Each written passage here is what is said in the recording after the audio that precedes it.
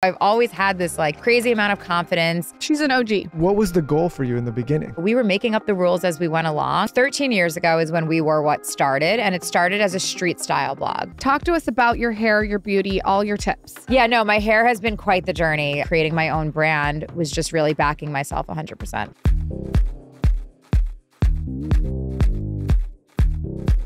So one of the things I think that has made you so successful from afar is the momentum. And there's something about New York City mixed with your momentum that's unique. Has anyone ever told you that? I have a lot of energy, and I think that's a question I get asked about all the time. Like, how do you do so much? How? I mean, a lot of different things. One, I live by my schedule. So my Google Calendar, my Gmail is my Bible, basically. And I really follow a very strict schedule, which includes content time, personal time, date nights, dinners, whatever I have, even meditation time is in there. And it's really important because I like to be on a schedule. And it's not like I don't go off my schedule every so often. I'm not, so strict with it, but it really helps me to get done everything I need to get done in a day for all the different companies I work across. When you were a little girl, did you have these big ideas? Like looking back, do you pinpoint little times where you were entrepreneurial? I've always been very entrepreneurial, whether it was, running something for my high school or working in a clothing store when I was younger and doing 5 different jobs at the same time. I grew up very privileged, but if I wanted to buy something clothing wise, or I wanted to get something for myself, my parents didn't hand it to me. They said, go work and get it yourself. So I always had to be very entrepreneurial in the ways that I either wanted to get certain things or, just create different businesses. What would your mom describe you as? My mother would say that the easiest part of raising me was my birth. She always makes that joke. It's actually quite funny because it's true. But no, I've always been a hustler, and I've had this like natural born confidence and energy. Even when I was in glasses and braces and definitely wasn't cute, I thought I was the hottest thing ever. So I've always had this like crazy amount of confidence, this go-getter attitude. I'm a very decisive person. So when I set my mind to something, I go out and do it. Like I'm a big executor. If someone's listening and they want to execute something, say you're their mentor. Okay. What advice are you giving them? I mean, at a certain point, you just have to do it. There's a reason, and I've had tech companies where you put out the MVP, the most valuable product that you can at first, and then you innovate from there. So you just have to launch. You just have to get started and then learn along the way, find the right business partners, find the right people who complement your strengths and weaknesses, and just go for it. Go ahead. No, I was going to say, I was thinking about just you and Lauren and some people that have been, I think, at this kind of game for a while. 13 years. Because you're one of the, when I think back, like when she first started. She's an OG. Yeah. And I think a lot of people, this has now become a career for many people. Right. When did you start putting yourself out there on the internet? And when did you realize that you could do this as a living? Well, 13 years ago is when We Were What started, and it started as a street style blog, which is why it was even called We Wore What. It was we, as in the girls of New York City, what are we wearing? And I was photographing street style around the Fashion Institute of Technology's campus where I went to school to show my friends that were at the Big Ten schools and in other states and weren't surrounded by the street style I was seeing every day, to be like, here's your daily source of outfit inspiration. And then I would link to similar items. Then I flipped the camera on myself, and the whole We Wore What origin story is that I started photographing my personal style, was an early adopter on Instagram, and sort of put the proof in the pudding of why influencers are the most modern form of advertising, why we are better paid than a billboard in Times Square, and how we have such a direct access to a consumer that this is why this is, where the marketing dollars should be spent. And so I spent basically my entire career proving that concept. And then obviously creating my own brand was just really backing myself 100%. What was the goal for you in the beginning? Like, did you even know what you were doing? It was totally a passion project. And obviously that's not the norm anymore. It doesn't just start as a passion project. People want to be an influencer. Like that wasn't a career. I was a blogger at the time. There wasn't a career in being a creator. So, for me, it was a passion project that I then realized, okay, I can start charging for something like this because I'm producing sales for this company. So why shouldn't I be making commission? Why shouldn't they be paying me to advertise their products? And so, we, as in all the OGs, sort of created what it meant to be an influencer and what we should be charging for things like that. And it was a very gray area, and still in so many ways is a gray area. But, we were making up the rules as we went along until it really became more of a defined industry. Is it hard for you to date as all this is going on? I can imagine we've had a lot of strong women on this podcast, and I always ask this question. It's intimidating to a lot of men, I think, and they don't almost know how to take it. And I think they want it. They think they want to be in on the relationship, and they think they want to get a little speck of the fame, and they want to get on Instagram. But when they get it, it's not quite what they thought. Yeah. I mean, I've had a long dating history. I've had... Let's go through everyone. I've had a few. It's in my first book. The dating history is in my book. But I've had some very long-term serious boyfriends over the past, decade. And, about a year and a half ago, got out of a 4-year relationship with somebody that I thought was the one. And I think that you just have to find someone that really compliments you, that's your best friend. And I was not necessarily focused on the right qualities in a man in my past relationships. And I'm in a very healthy, loving relationship now with somebody who is very confident. I think it takes a really confident guy to be with a pretty dominant, strong woman like me. No, I just go cry every night in the room. I cry. When this is over, I go cry for about 20 minutes. But you know what was also really important for me was to find a guy who really helped me tap into my more feminine side, especially in those private moments that you don't see on Instagram. Like, I do feel really feminine and like the woman that I've wanted to feel like, while also being the strong woman that everyone knows. Yeah, it's so funny. What episode was this? We were talking, like, I think Lauren and I work for a few different reasons, but there's a very feminine side to Lauren mixed with a very masculine side when she's doing the things that I think you need to do in order to be successful and put yourself out there and and all those things, right? And I do think there's a And he thinks those things are hot, which I'm sure you do too. Yes, but what I do tell her sometimes, if it's too like, say we're in the bedroom together, I'm like, sometimes I'll look at her like, hey, put your fucking balls away, because it's too, you know what I mean? Like, you don't want like while we're having sex. Told that. Yeah. Not like while we're having sex. You're not like, put your balls away while we're fucking. But I think that there's a moment where, like, and also for men, I think that, and people get mad about this topic, but I think tapping into masculine, feminine energy, but you don't want to be so far one way and so far the other way all the time. I like to be a perfect mix of both, feminine, masculine, whatever it is, just like in my career, I like to be the perfect mix of relatable and aspirational. I think it's all about finding the balance. And with a relationship, it's all about that healthy communication. So a lot of what my boyfriend and I did from an early stage was talk about what we wanted and needed from each other. And, how would we like things in the bedroom to be? How would we like things to be when we go out to dinner? Something that makes me feel really feminine is, not bringing a credit card out when we go out to dinner and not being the one to handle the tip or the bill at a table, even if I'm splitting everything 50-50, or even if, we deal with our finances separately. Like, someone having him having cash to tip somebody when we're on vacation. Those are things that make me feel more feminine for some reason. And I was very open about communicating that to him from an early time. And so that, I think, has really helped us. I don't like to bring my credit card anywhere, no matter how much money I make. Well, now you don't need to, because of Apple I don't Pay. like to bring a credit. I'm just not a credit card kind of bringer gal. No, but I think like for some, we got into a weird place at a period of time where, like, you couldn't say those kind of things, or people didn't like you saying those things. Like, I think it's okay. Why? I don't know. It's weird. There's just weird. Like, as a man, you can be a really strong woman and also not want to hold a credit card. Yeah, and as a man, I like the feeling of, like, taking care of my wife when we're going out. Exactly. It makes you feel masculine. What has it been like putting your relationship on social media with all the feedback? Yeah. So after my last relationship, I pretty much vowed to never put a relationship on social media again.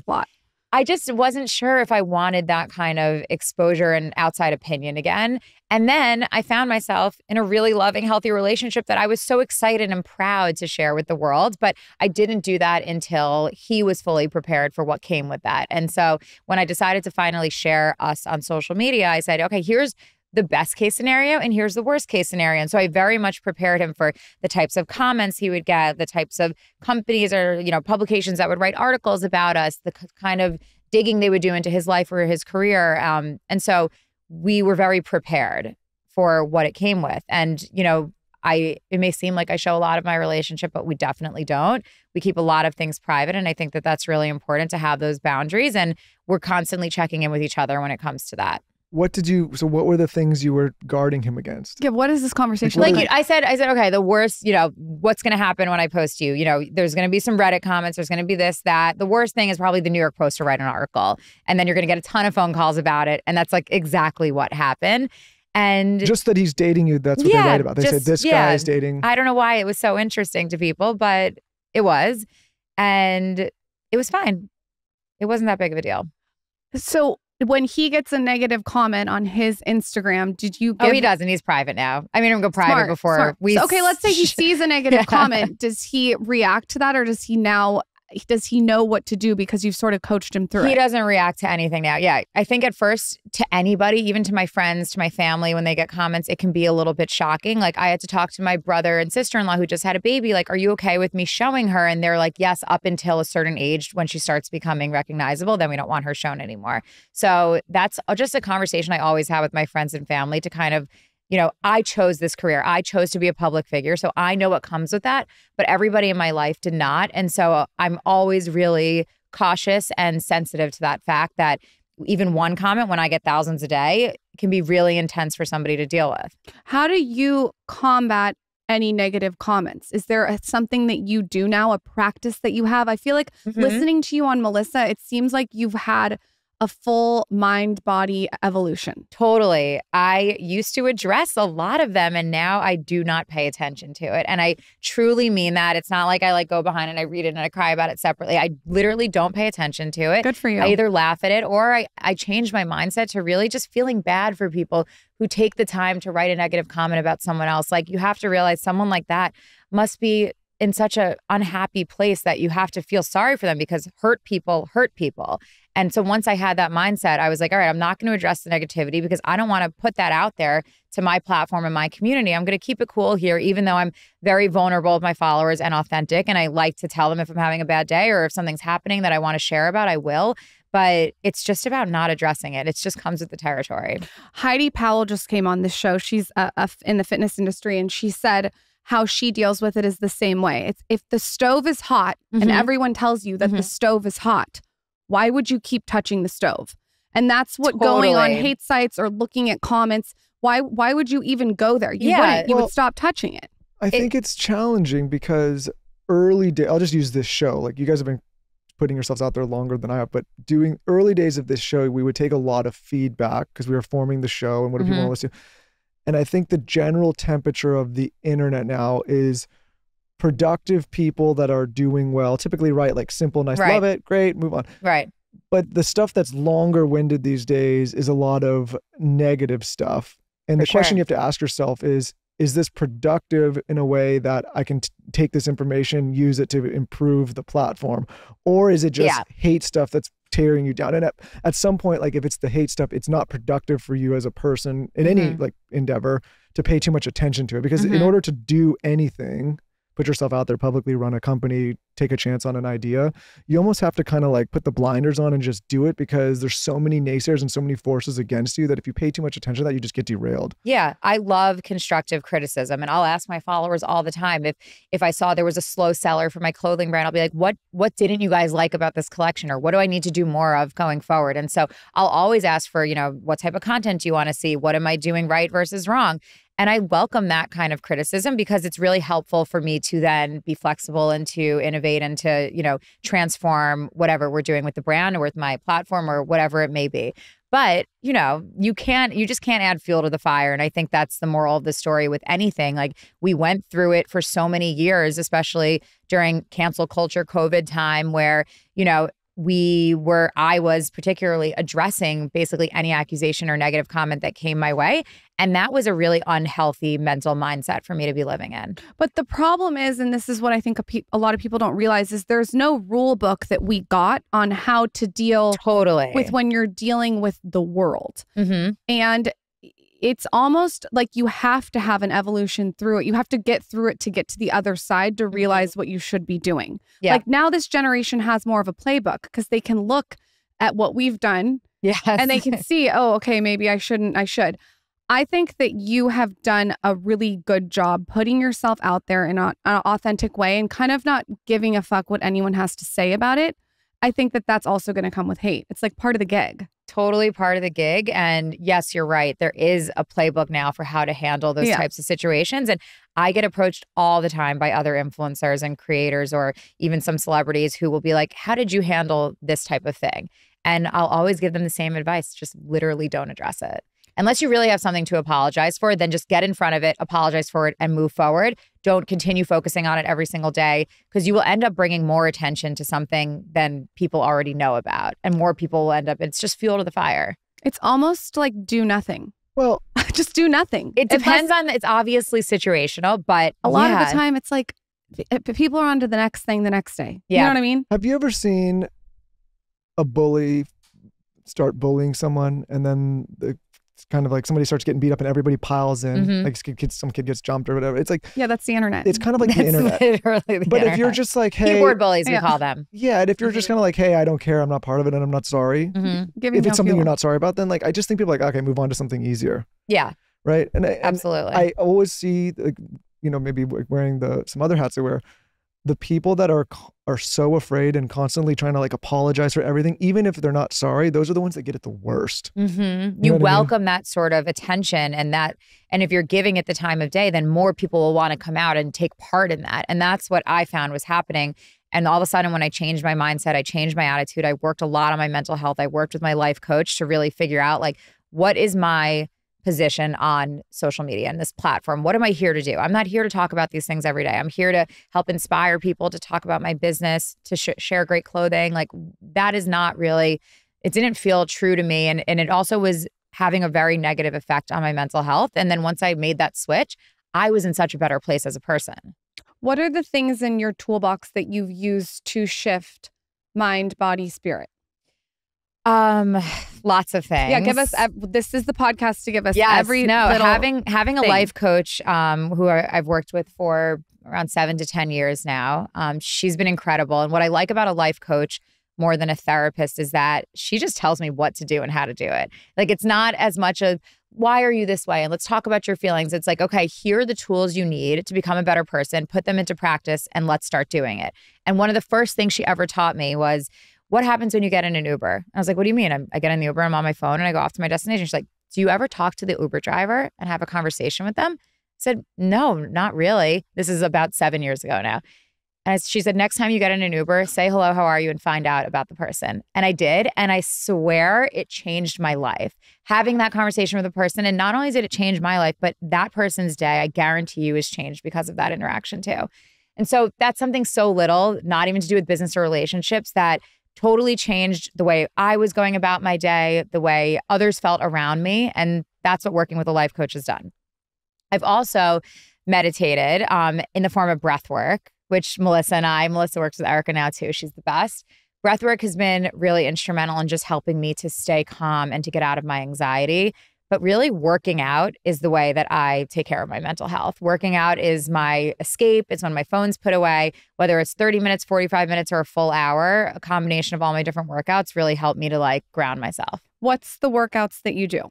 So I do floor mat Pilates type workouts with my friend Grace. She's incredible. She's up and coming. I do Melissa's workouts sometimes. We don't as much have time for each other anymore, but when we find that time together, it's so special. And then I do a lot of weight training. I love weights. So I'll do that about twice a week, and then walks on the West Side Highway. What are other little wellness things you do? Do you cold plunge? Do you sauna? What are all the little I don't really cold plunge or sauna, although I just got a sauna, so I'm trying to get into it more. It's hard in New York City to cold plunge. Like, I know. Where the hell am I going to cold plunge? Well, I mean, can you get one in your house? Can we like install Not one? really. I bet you could do like a custom Japanese bathtub or something that would fit your Maybe. aesthetic. I should. There's probably I think ways to do it now. I mean, there could be but there's it's a lot of work to go places. and leave your house, Michael, and do it, and then you're out in the cold. The lesson if you is have Taylor's trench, you're fine. The lesson is if things are going wrong, you just get in the cold plunge. You just get in the cold plunge. No, what are your other my little other tips? wellness Yeah, things? your I mean, things. I take a ton of supplements. Okay. I love my supplements. Do you want me to like name them? Please. Really? Yeah. Okay. I take every morning, I start my morning with Omnibiotic, which is like a powder version of seed, but more effective. It's a great probiotic in the morning. I take L-theanine in the morning, which is for stress. I take vitamin C, vitamin D, and Wellbell, which I brought you guys some because I want you to have it. And it grows your hair. Wellbell is I said it. the reason Thank you for giving me the plug. No, Wellbell has really changed my life. I mean, you knew me when I was blonde, fried hair, extensions, the whole thing. Your hair has grown so much. Yeah, it's truly the best hair supplement out there. And I'm an advisor for the company, so I need to preface it with that. But I started as its like first user. I wasn't always that way. It was created by my doctor, actually. Talk to us about how you look at investing, because you do a lot of behind the scenes stuff that I think people don't realize. Totally. Companies where I know I can be instrumental, whether it's helping in their promotion, which is the obvious, but the rebranding, the digital marketing strategy, strategic introduction. So I'm involved in companies all over the spectrum, from health and wellness to hospitality, food, beverage, tech, all of it. And you do Mo Assist. Mo Assist as well, yeah. Okay, is that yours, or is that something that you're strategic? Mo Assist is our tech platform. It's in the middle of some innovation right now. So we're working through what the next phase is, probably an AI play. But really my focus as far as my investments go, Wellbell is definitely number one. It's my biggest. And then obviously my own brand, We Wore What. What's some bad advice that you got along the way as you've been growing? Bad advice? Bad advice. Some things that you look back and like, oh, like that was not good advice. Because there's a lot of people that are trying to do what you have done now. Yeah, I think that delegating is extremely important, but there's a level to delegating and stepping away that I think there's a balance that needs to be found, where you're not too removed from any major decision making in your own company, at least. And I think there was a time where I removed myself from part of the processes in my business that I then saw the effect of. And so needing to stay involved on at least very high level executive decisions and having an approval process with certain parts of my company was really important. So while I get the advice to delegate, and that is really important all the time, there's a certain aspect of control that, as a perfectionist and someone who knows what's best for my company, that I don't want to give up and will not give up. Give us an example of something that you delegated that you actually look back on and you're like, no. Okay, so for a certain point in the We Wore What brand, I removed myself from fittings because we used a traditional fit model for them. And there was like a season, there was, I think, 3 seasons of collections that were just using a fit model where I wasn't as involved or didn't have approval over the final fits of some of the clothing. And that was because we really wanted to hit industry standard and make everything size inclusive and really fit very well. So we were using a very traditional model. But then I looked at it and I said, wait, but I need this jacket to be oversized, and I want that waist to be super tight, and I want the clothing to fit a certain way. And I noticed in my products that I wasn't happy with the way it was looking. And so I got back involved with the fitting process, and now I'm totally involved with it. And it's really been a game changer for the business. I was really interested when you talked on Melissa's podcast about the structure of your infrastructure, like how you think about your team. Mm-hmm. Your team seems like it's very important to you. Extremely. Can you kind of talk about that? I think people are interested in the behind the scenes. Yeah, you asked how I do so much in a day. And one of the answers I should have given you first and foremost was I have an amazing team. I have such a badass team of women that are by my side and that work really hard and that feel the company is their own as well. And that's all about creating great company culture, being respected versus feared as a leader, because there's a big difference that I had to learn along the way. And really putting that trust and faith in my team to feel passionate about whatever they're doing. And so we have a big team, bigger than people would expect, actually. Internally, the day-to-day operations of We Wore What is about 8 or 9 people. And then throughout the brand, we're about 40. I mean, that's a big team that you're managing. Mm-hmm. It's not, I think that's what's so interesting about what you've done to me is it's like you content marketed, you were an influencer. I don't look at you as an influencer anymore. I look at you as full entrepreneur, businesswoman. You're a CEO, founder. You're sort of running the ship. And I think sometimes a lot of influencers get stuck in the mud with being an influencer, and they don't know how to transition and evolve into something that has more sustainability in the long term. Yeah. You've done a really good job of that. Thank you. How do you look at each, you don't have to go through each one, but you said you have a team of 8 that you work with every day. What does that look like? Give it to someone who has no idea. You have a COO, mm-hmm. Tell us the details. Yeah, so Mo is my COO. I have my assistant who's here with me today, who is basically my second mom. I love you, Soph. I have my entire content and marketing team, my sales team, my production team, my tech designers. my wholesale team. Like there's so many of us, too many to name right now. And I'm definitely going to forget people. But I think that, we all work really well together. We work across 2 different offices. So my brand is structured as such where the creative team is in one place and then the design brand and the tech team is in another place.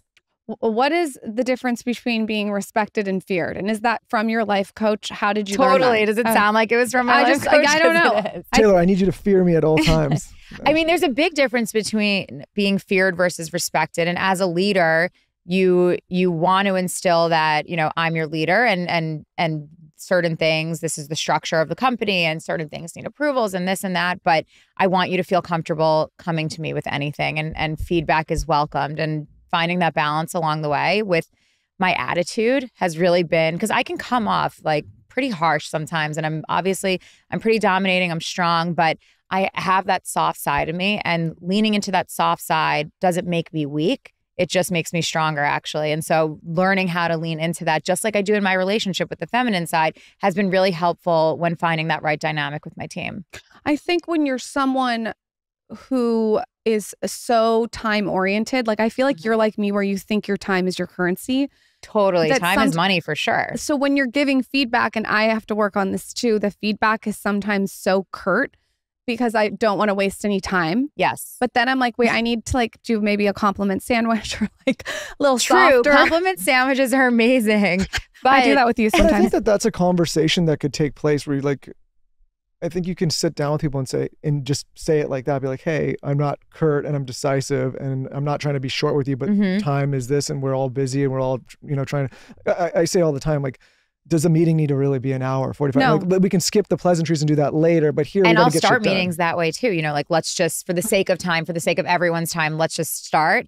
And when I hire new people on my team, I always say to them, I text without punctuation. I will say things pretty blunt and clearly. And please know that that is not my attitude, that is not my tone, and that there is nothing meant by it other than let's just get this shit done.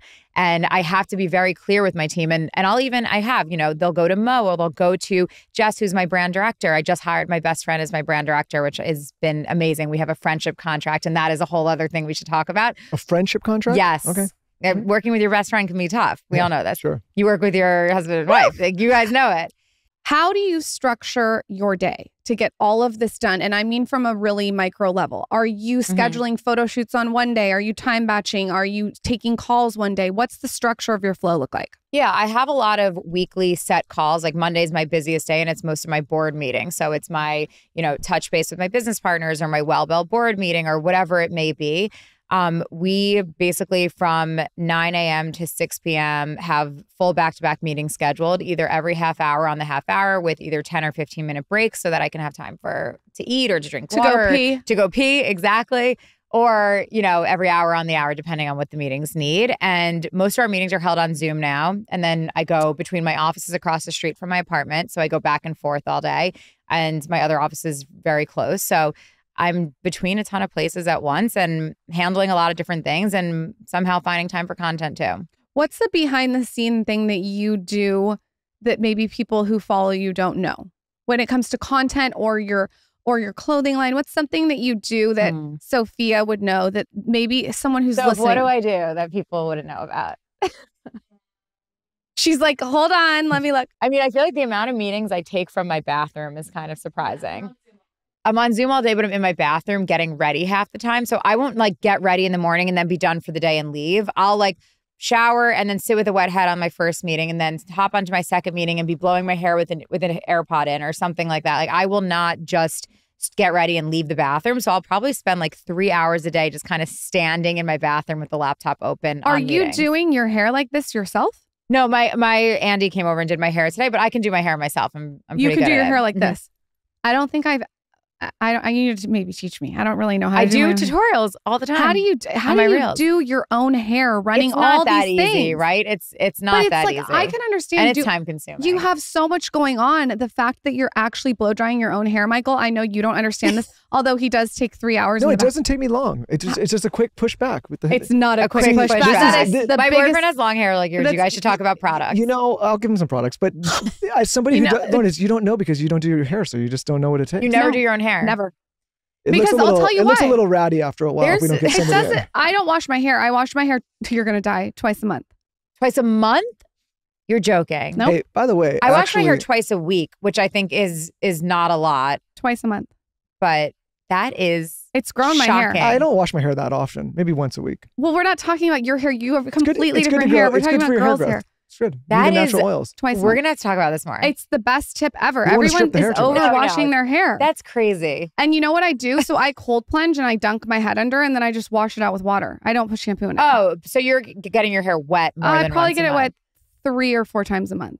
But I'm washing it with soap and shampoo. I'm shocked right now. You should talk to my hairstylist. He's so like perplexed. I think I have a pretty good routine down. Twice a week, I think, is the perfect amount for your hair health. Okay, talk to us about your hair, your beauty, all your tips. Oh my goodness. Settle in, my Michael. hair has been quite the journey. I started out with pretty good hair in high school and growing up, but then once I moved into the city and started experimenting with everything fashion related, I dyed my hair blonde, I bleached it, I went balayage and gray and ashy blonde, and I did all the things, and I really damaged my hair in my 20s. Like very much so. And then I had tried Nutrafol, I tried Vegamore, I tried all of the different pills. None of them worked for me. And then that's when I got introduced to Wellbell, which like I feel like I could talk about Wellbell this whole episode, but it is the one supplement that I've ever found actually works. And a lot of people that make the switch from these other brands will say the same thing. Like I've never felt better. My hair, my skin, my nails, everything. Like this glow from within that just happens with these supplements that were created. The doctor that created it is a gay man who decided to not wait for the right partner and has 2 kids on his own. He's incredible. And he created the supplement for his sisters, his 3 sisters who had postpartum hair loss, alopecia areata from stress. And he was like, my sisters need a solution for their hair and I'm going to create it. And he was my doctor at the time. He's like a Harvard triple board certified, incredible doctor. And he was like, Danielle, you need to take this. And he handed me this little white bottle. And it had no branding on it, or it was like very sciencey or something bad at the time. And 3 months in, I was like, whoa, I'm starting to see a huge difference. Got rid of my extensions. This was around COVID time. And I said, I'm going to be a part of this company, but we need to do a total rebranding.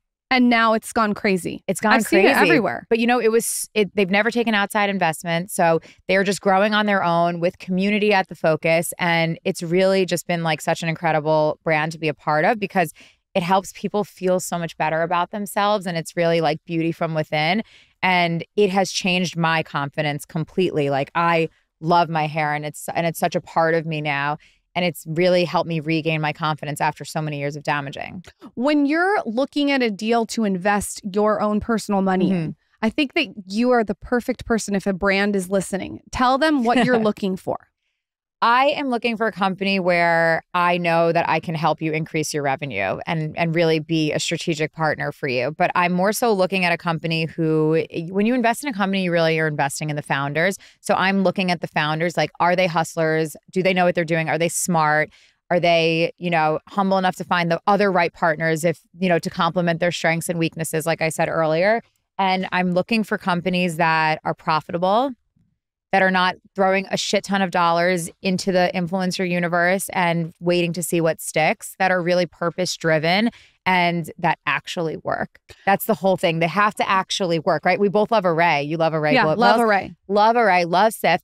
I was like, I didn't invest. I would love to invest in our company, but they're a longtime partner of mine. And that's because it's a product that actually works. So it makes it so easy to talk about. And the beauty I have as an influencer with a brand now is that the brand is like 90% of my revenue. So the influencer stuff is just the cherry on top. So I'm able to be very selective about my partnerships. That comes with my investments because my investments become my partnerships. And so I only want to work with companies that are actually making a difference in work. Lauren and I have spent years on this show talking about how to better your life, how to clean up the things that you eat, how to make sure that what you're putting in your body is good for you. We have also recently started talking about how important it is to make sure the stuff that you're cleaning with, your household supplies, have clean ingredients. They don't have a bunch of fragrances. They're safe to use around your children, your pets, yourself. There are so many hormone disruptors in our typical cleaning products that you find on the shelves of regular stores.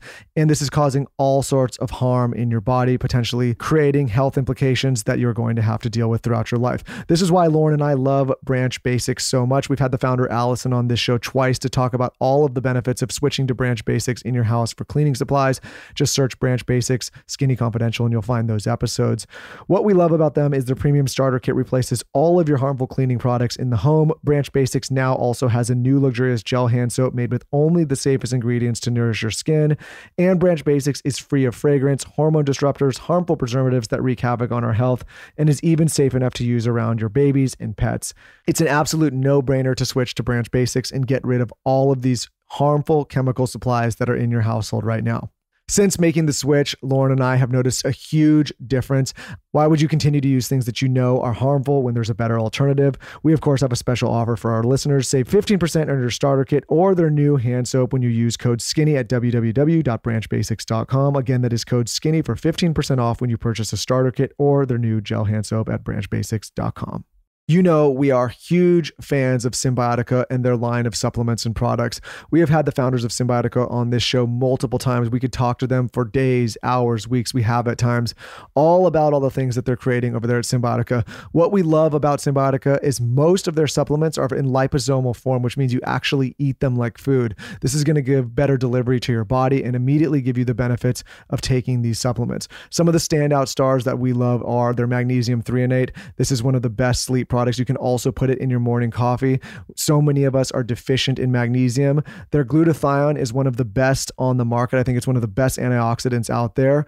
They also have one of the best vitamin D3 and K2 combinations. If you're taking vitamin D without K2, you're maybe not getting the benefits that you want. So they have a great one as well. And they have an amazing B complex formula. So those are just some standout stars. They also have some sleep supplements, some magnesium sprays. They really have everything. They have stuff for gut health, protein. They've really done it all at this point.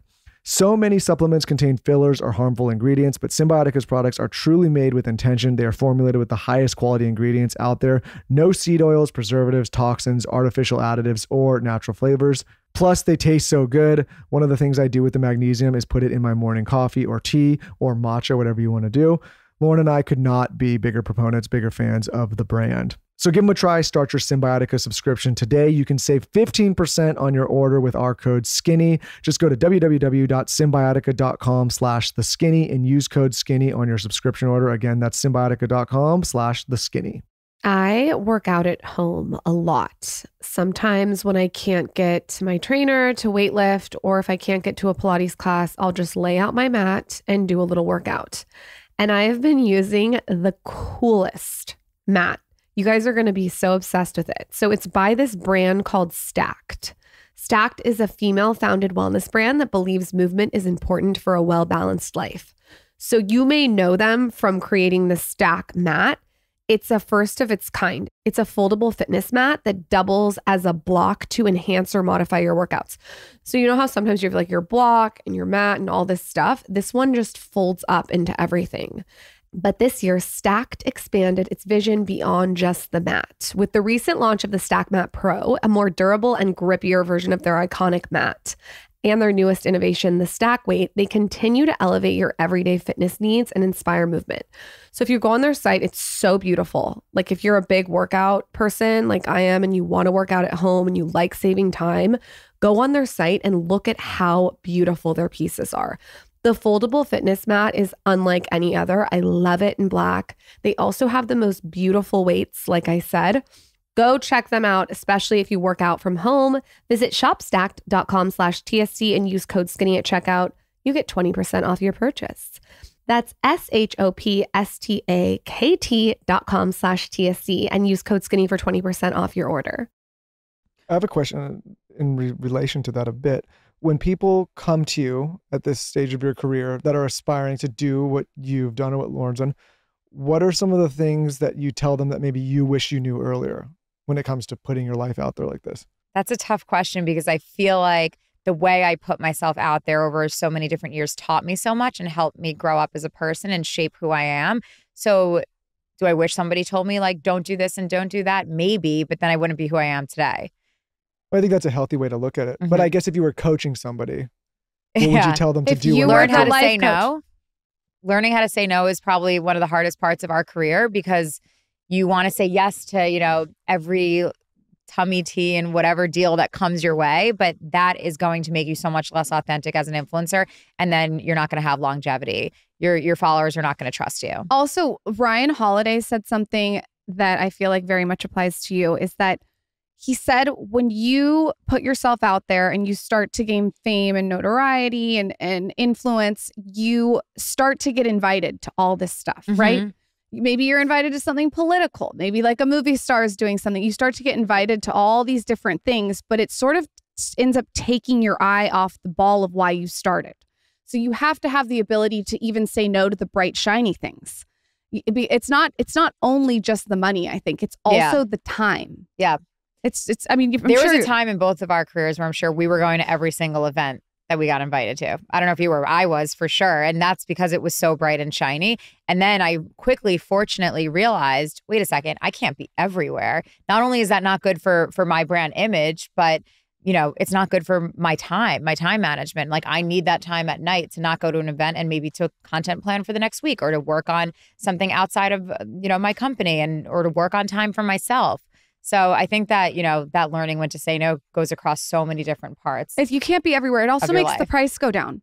You know what I mean? It's better to like have a little scarcity, a little absence. Yes, a little mystery. For sure. It's easy to say that in a position of success, but I think in the early days, like we talked about this too. It's like in the early, we said yes to a lot, but I think later it's almost you got to learn to say no. Well, there was an aspect of networking, and a lot of the earliest parts of my success I owe to being a fearless networker. And so a lot of going to those events allowed me to do that. And so I understand when a new influencer comes onto the scene and wants to go to all of those things, while you have the energy to do it too, like Godspeed. Let it rip. Let it rip. But eventually, creating that scarcity is important. What is the behind the scenes of Fashion Week that we need to know about? Give us the real juicy details. It looks very different for me now as a brand owner. This season, I did my first ever Fashion Week presentation. And it looked really cool. It was so cool. I'm so happy I did it. I think it was the right time for We Wore What to have that moment at Fashion Week, especially since we were a see now, buy now, wear now presentation. Everything that you saw was basically launching that day or in the next 2 months. Wait, that's so smart. So the consumer who was watching the show could buy it right away. And we invited consumers to the show, which was really important for me to include my community and fans and customers in that experience. Because like I said, being the perfect mix of relatable and aspirational, that relatable part of it, it's like, come to this really cool Fashion Week presentation, but also you can buy everything. And guess what? It's all under $150. Talk to us about the relatable and aspirational thing. This has been a huge conversation on this podcast, relatability. Well, how do you think about both of them? I think that a lot of my followers, customers, whatever you want to call our community, they've been following me for a long time. And so I have shared every apartment move, every time I bought myself a nice bag, or have really grown in my success in my career and have taken my followers along on that journey. And that's the part that I think keeps me relatable, because there's no way you can look at my lifestyle now and be like, that's relatable, because it's not necessarily. But there are still parts of my life that I share with my followers that I know other people can relate to, like my breakup, like family dynamics, like things in business that just happen and things don't always go the right way.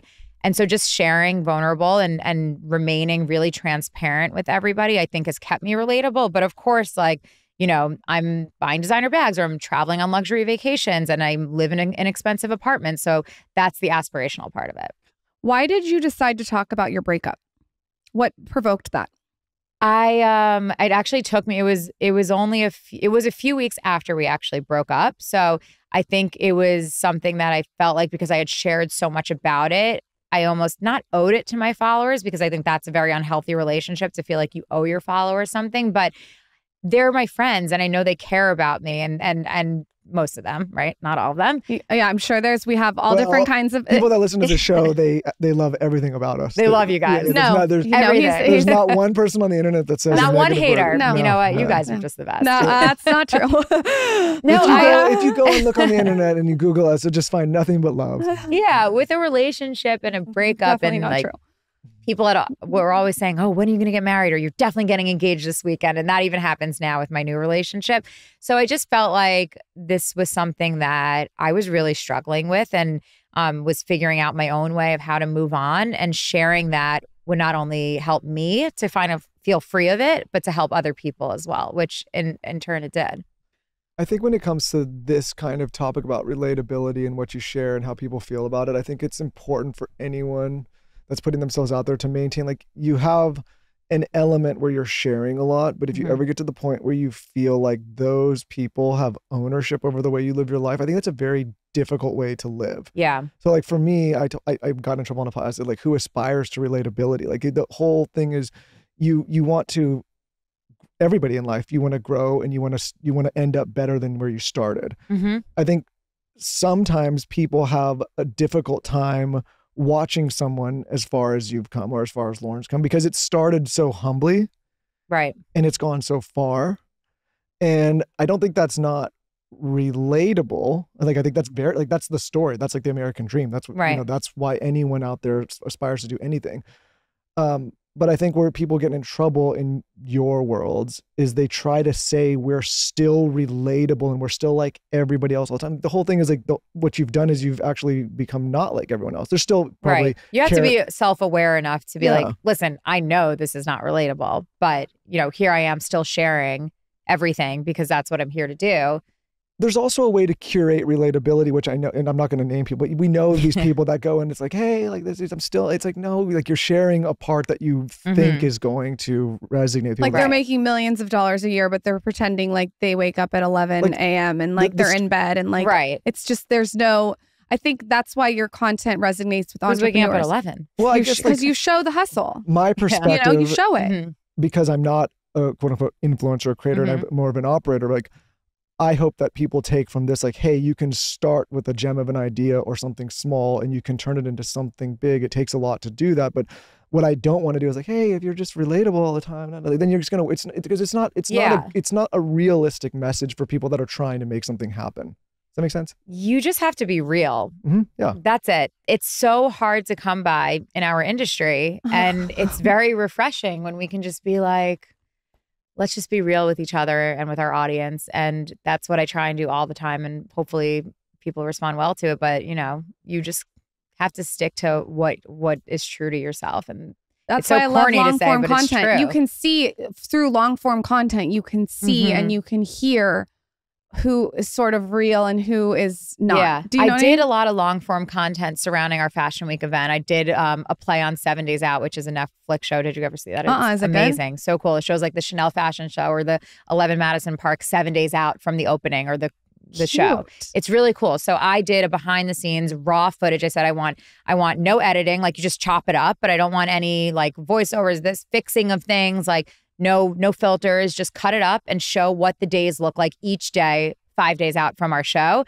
Show the stress, show me in the bathroom getting ready, the things we had to deal with, models canceled, this happened, putting out fires, whatever it was.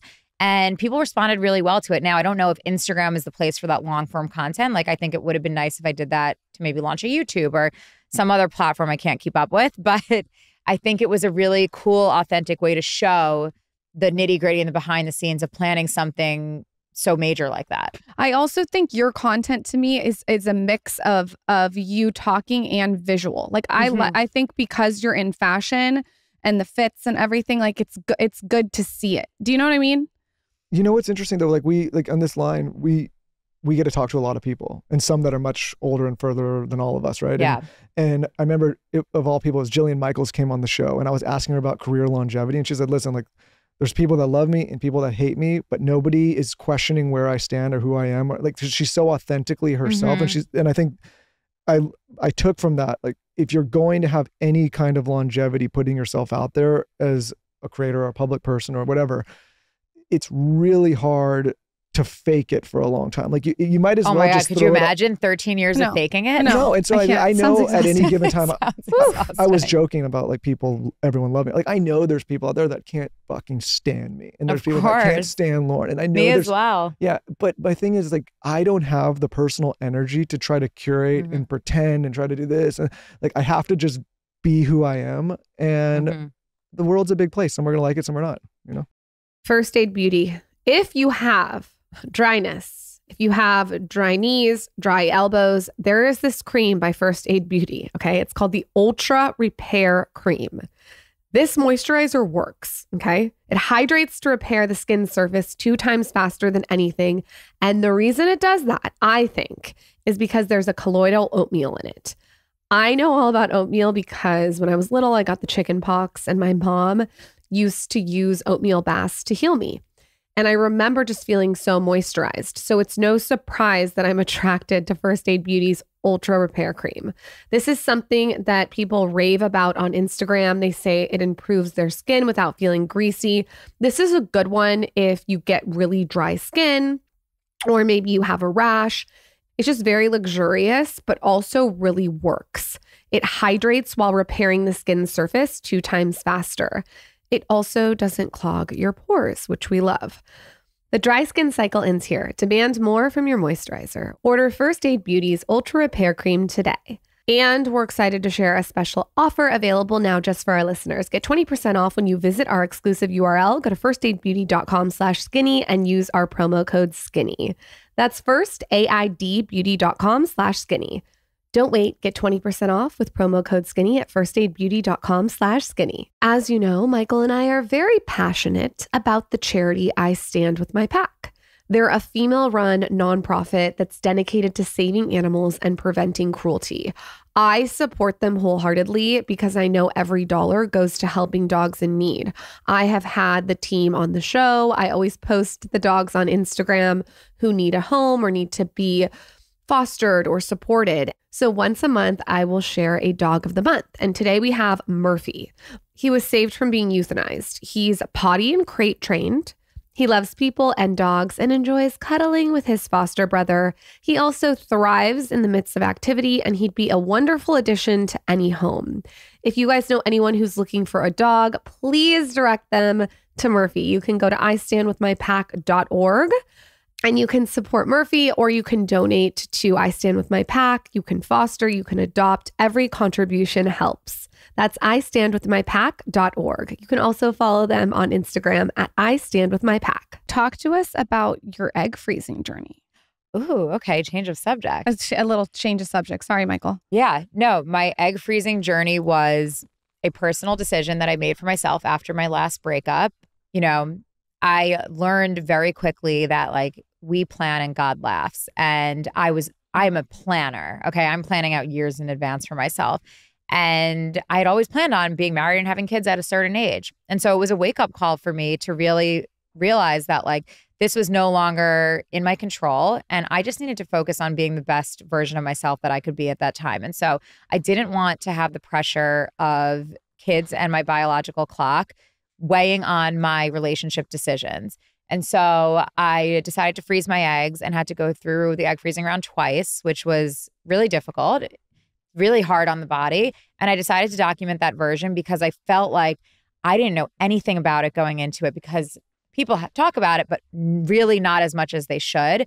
And so I wanted to share everything I was learning about the process, document my journey so that I could help teach other people and help normalize something that felt so hush-hush for so long. Like I remember, you know, I have friends or families who have frozen their eggs and they kept it a secret. And they kept it a secret from their friends and they kept it a secret from family. And I was like, why? This is something women should be talking about. This is something that gives us security, insurance, gives us a future with being able to have children. And so I felt really great about my decision. I planned it. It was about 2 months of my life that I was going through it. And I'm so happy I did it. I really am, because now I have that as I don't need to rush to make any decisions about my life partner. I don't need to feel the pressure. Even though I want to be a young mom, I do. Like I'd be lying if I said I didn't. All my friends have kids, or a lot of them do. But it's not going to affect my decision, and I'm not going to force anything or move life faster than it's supposed to because of that now. Did your followers respond well to you sharing? Yes, I think that because I didn't have a medical reason to do it, besides the fact that I'm 32 years old and, you know, your biological clock and all of that. Some people were like, well, you're very privileged that you're able to do this, which I fully acknowledged and was always very self-aware of, because it is an expensive process, right? You're like, oh, another thing. But I was very aware of that and very sympathetic towards it, that this was a choice I was making. It wasn't something I had to do. But 99% of people responded so well to it and were thankful that I shared, and they learned so much from it and encouraged. I actually froze my eggs alongside one of my best friends, Julia, and we shared like best friends freezing our eggs together. And so a lot of RMA, who's the facility I did it with Dr. Lucky, they told me that a lot of best friends are coming in together now and freezing their eggs at the same time and being that emotional support for each other. Hold on. If I freeze my fucking eggs, I would like Dr. Lucky to be, that's good energy. That's a good vibe. Yeah, Dr. Lucky. She's incredible. Dr. Lucky is her name? She's incredible. She's the best. I recommend her to anyone. What do you think it is about you that strikes such a nerve with people? Meaning like I'm listening to you. And I don't know you that well. I'm listening as long as we talked. Mm-hmm. And you're saying you share this journey. And there's a segment of people that are upset and screaming about you about privilege, as opposed to saying like, wow, that's really nice of you to share and document and give other people. Like, what do you think it is that strikes such a nerve about what you're doing and you? I don't know.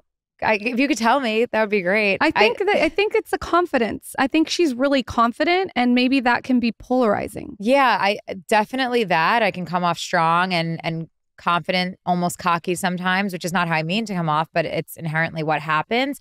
And I just think I have this much softer side of me that people don't really know about, that maybe it's because I don't share enough of it. Maybe it's my own fault, but you just can't have 3+ million followers and be in the public eye and not have haters. It just comes with the territory. Yeah, but your territory, you get a lot of, like, I'm aware, like I said, I've been aware of you and known you for, there's a few people that I'm actually not as aware of there's so many new people. Right. But early days, there was not a lot of people like you and Lauren that were doing this kind of thing. And it was also it was a period of time where people maybe didn't take the space seriously. They're like, I imagine you remember like, hey, how does this work? Prove it. And like now it's, you're nuts if you're not paying attention to what's going on here. But you in particular, like for whatever reason, you do rile the internet up. I do. Yeah. Don't you think it's kind of funny? Like, be honest. Come on. What's the real comments? To me, every day. You can't take it so seriously. I don't, which is why I'm able to be. I get so much hate on I pronounce words wrong. I say stuff wrong. People get mad. I said the other day something about soy and boys. Everyone got mad. I'm to the point where I just don't give a fuck anymore. Yeah. I'm just like, this is who I am. That's how I am. If you don't like it, change the channel. But that's come with age and maturity and just being more confident in who I am on the inside, not just like this confidence that you see portrayed that you said could be polarizing. And so I don't really know exactly what it is, but anyone that meets me that takes the time to get to know me is like, oh, wow, I didn't know you were like that. And they're kind of almost surprised by it, which I'm like, that's why I wrote a book in the first place, which I thought would give people more of an inside look as to who I am and my upbringing and why I am the way that I am. But, going through a divorce at a really young age and how hard I had to become and emotionally strong I had to become so early on. So yeah, I don't think there's like a really like perfectly clear answer. I just think that it's something that, I always used to say like haters mean you're doing something right. So you can't do what you got do. You got to just have that attitude and keep on moving on. It gets the views up. What's the quote? Was it Mark Twain or Oscar Wilde? Maybe this one. It says like the only thing worse than being talked about is not being talked about. Totally. Yeah, to a certain extent, for sure. I got that quote wrong. It's a similar quote, but don't worry, the internet will tell you. Yeah. Burnout. How do you avoid burnout? I think that you're the perfect person to ask this question to. What are the things that you do? I don't get burnout often. Okay. And I don't know how, but this past a week, 2 weekends ago, I went upstate with my boyfriend and I turned my phone off for the weekend and deleted the Instagram app. Or I didn't delete it, actually. I moved it off my home screen, which was really important. And it was a little scary to me because I found how often I was opening my phone and pressing this spot that was empty. And I was like, ooh, yeah, it's time for a break. So it was 48 hours and just taking that break off social media, taking some time outside of the city to just like connect with nature, as cheesy as that sounds, actually really worked really well for me. What are the healthy habits that you're applying to this new relationship that seems like it's the one to me? Constant communication. Okay. Being really good at communicating and checking in with each other. Keeping the fun alive, date nights and prioritizing each other, prioritizing trips away, just the two of us, as much as we love a good fun group trip. And the thing that my boyfriend and I have bonded over so much is our importance of family. And he has a really close family and I have a really close family. And so we've brought our families together a lot. And that brings us so much joy. And so really like becoming a bigger family together has been something that has made us so close and really see a future together. How do you balance your friends in the city? With all you're doing, is that difficult to balance friends? I like to say, and I've always said, it's great to have a gaggle of friends. And I read this book a long, long time ago called The Gaggle. And it just means that you have lots of different pockets of friends, and they don't have to be one big friend group, and they don't have to all serve the same purpose. Like, you can have your therapist friend, you can have your going out party friend, you can have your friend that you grab to go with you to an event or to be your wing woman somewhere, your friend that you call just to talk about your feelings, whatever it is. But you don't have to have just like one group of friends, especially in New York City, because it's so easy to bop around. And so I have a ton of different friends. I have really close high school friends and childhood friends. I have my city friends, my friends that are from the industry, but not totally, but that we can go to events together and really feel like we're not at a work event. And that to me has been kind of how I've found my way throughout the city. And then my boyfriend is 3 years younger than me. And when we first started dating, I thought, oh, I don't know if I'm going to be able to be friends with his friends because they're younger than me. And I'd always dated older guys. And I like some of my closest friends, like Melissa, is 10 years older than me. And I loved having older friends because I felt like I was, always older than my age. But I have found ways to relate with a lot of people. And I'm a very trust until proven otherwise person, which as in my position is sometimes has, not been good. But, I like to trust people, and I like to think the best in people still, even after all the things that I've been exposed to in my position. But I think that it's just been fun. I like going out, meeting new people, experiencing new things. What do you do with friendships where you were friends with someone and you've kind of gotten this fame and spotlight and it's hard for them? You just kind of like... Yeah, you have to cut out the bullshit in your life and the people that aren't serving you, but that don't bring a positive energy around you. And so I have had to end friendships where there wasn't that positive energy and that it wasn't 100% supportive. And maybe there was jealousy or maybe there was, whatever it was. But I think that, you have to just surround yourself with good people that make you feel good and that help keep you grounded as well. Like, I think, especially with newer friends, you have to make sure that they're looking past just that career side, the we were what side. And once you find those real people, like, I think it's still possible in our position to make adult friends that are close. What's the coolest thing that you've ever done? Wow. That's something. That's a crazy You've question. done a lot of different things. So what's something really cool? Yeah, what is the coolest thing you've ever done? You go first. What's the coolest thing I've ever done? Fuck. Hard. Probably. I mean, that is a hard question. Probably interview incredibly interesting people. I thought you were going to say like have our children. Yeah, that's what I thought. Come on. Okay, the children. That's the obvious answer. That's too obvious. Like, you want me We to jumped out of a plane together one time. No, that's not the coolest thing I've ever done. I hate to break it to you. No, that was not. I mean, I've gotten to travel to That's what I mean. Whether you want to include this or not, I don't care.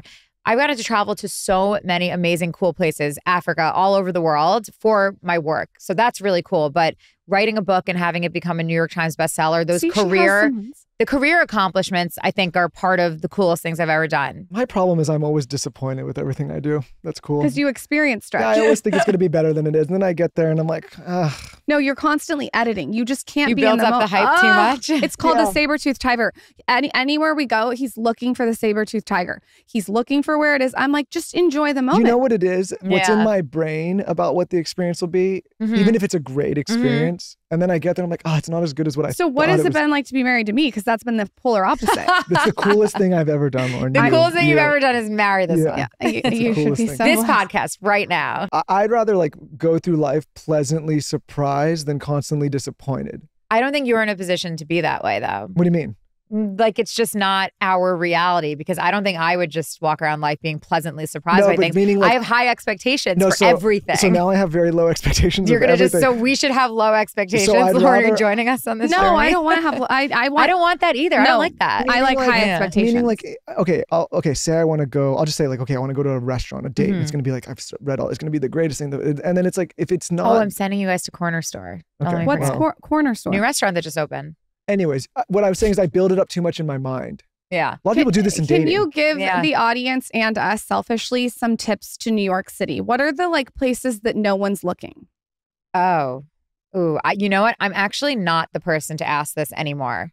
Okay. I love New York and I will tell you lots of cool things to do in New York, but I have become more of a homebody and a members club girl. So I don't really go, I'll try new restaurants and stuff, but like people are like, where do I go out? And I'm like, ask my Gen Z employees because they know everything and they're way cooler than I am and they help keep me cool. Sophia's got to give us a list. Sophia knows all the places. Okay. I mean, we just went to this cowboy bar in Brooklyn called Desert 5. I think you have one in LA actually. Mm-hmm. And it's sick. It was so much fun. I love country music. So. Okay. You guys got to come to Austin. Yeah, Austin. Sorry, I forgot you guys live in Austin. You're in LA, Taylor, right? Yeah. Well, what's it called? That's a different story. Desert 5. Desert no, it's 5. not in Austin. It's in LA. Though. All right, we're ready for the bag. You're ready for the bag. We're ready for the bag. This is going on TikTok. Oh, perfect. Yep. People love to see what's in your bag, and you have to tell us what the bag is and what all the different things are. I'm glad I brought a good bag. I didn't know the bag was going to be shown. Yeah, the bag's going to be shown. Tell us each detail so Michael can take notes. Okay. What is in my bag? Okay, so I have my Row Margot bag, which I'm obsessed with. I feel like it's going to be a good investment too in the future, huh? I think so too. I mean, it's such nice quality and it's big and I love like it. the suede. Okay. Is it suede? So, yeah, it's suede. Okay. Mophie. Okay. Charger. Always need that. Mini hairbrush. Cute. Never leave without a mini hairbrush. Should I just pile these on? Michael, get excited. Array. Array. We love Array bloat pills. I have blotting papers from Clean and Clear, like just drugstore brand. Love it. So easy. I have my little makeup bag. So this is like, I always bring a few products out with me. This is my blush that I talked about, my 2 lip liners, Wherever Walnut and Anywhere Caffeine from Makeup Forever. Oh, Tom Ford lip blush. It's like a clear lipstick that I'm obsessed with. So instead of a gloss, I use this. Okay. A little less, it's not sticky. And then Fenty's Invisimatte. Yeah, super good. Bethany Frankel says if you don't carry a clear plastic bag with your makeup in it in your bag and you let it go all around your bag, you're a psychopath. Yeah, there's like some lipstick stains in here from that. Okay. A scrunchie. Okay. I need a scrunchie. A tampon from Cora. Love it. Cora is a really good tampon brand. My little vintage camera. Do you actually use that? Yeah, we use it for photo shoots a lot. Okay. So someone on my team where I always have one. She reminds me so much. I just realized who it is. Sorry, I have to pause and say this. Who? Your sister, Tara. Yeah, there's a similar look. Oh my Really? God. I've been trying to figure out this I need whole to see episode. her. She's gorgeous. You look like her. I want to see. I'll show you Sure, after. Go ahead. Sorry. Hair clip. Okay. My wallet, which I don't know why I have it today. Well Bell. And sunglasses. That's it. Love it. Oh, I have Listerine in here and my keys as well. That is what is in Danielle's bag of We Wore What. Where can everyone find you? Tell us where we can buy your book, your clothing. Tell us the gosh. You have to tell us what the product, what the item in your line that you would buy if you could buy one thing. I mean, everything I'm wearing right now is We Wore What besides my Saint Laurent shoes. So the jacket is? Yeah, this is coming out. It'll be out by the time this comes out. The jacket I literally thought was Saint Laurent. Yeah, thank you. That was the goal. It looks regal. It's really nice. Thank you. You know what it is? It's the fit and the scrunch. It's going to be like $130 this jacket. Wow, you guys, I would say the jacket. It's cool. Yeah, the jeans are mine too. These relaxed baggy jeans, which are great. The white t-shirts are. Yeah, the jacket's great. Yeah. It's a beautiful color too. I appreciate that. Burgundy is the color for fall. Okay, so where can everyone shop? Where can they find the jacket? Everything on We Wore What, WeWoreWhat.com. My book is called This Is Not a Fashion Story, but keep in mind I wrote it when I was 25, so it would be a very different book if it came out now. Well, you have to write another one. For sure. You're welcome to come back on the show anytime. Oh, you guys You're great Thank you for doing this. This was really fun. I could have asked like 20 more I can't questions. believe it took us this long to do this. Maybe next time you come on, I'll kick Michael off and we can just talk about like beauty. Well, I guess not skin. I'm not the person to talk about beauty and skincare with. I'm really not. You do your hair yourself. Hair, for sure. I could talk about hair for days, but I'm a pretty simple That's the New Yorker in you. Girl. Yeah. Keep it easy and quick. Yeah, I like it. Easy and quick, Lauren. You get it? Easy. She does not know what that means. I actually am not that crazy. No, she's pretty, I'm literally can get ready in 5 minutes. Lauren is actually I gotta pick your brain about what's extremely low maintenance in some ways and very high maintenance in other. And I think I'm depends. similar for sure. Yeah, that's a Gemini thing. Choose. Oh, you're Gemini? Yeah. Me too. No wonder. No wonder. When's your birthday? May 21st. I'm 28th. Never know what I'm going to get. Wow. Yeah, how fun for you. I always mix it up. Yeah, how fun Danielle, for thank you for coming on the Thank you. show. Thank you guys.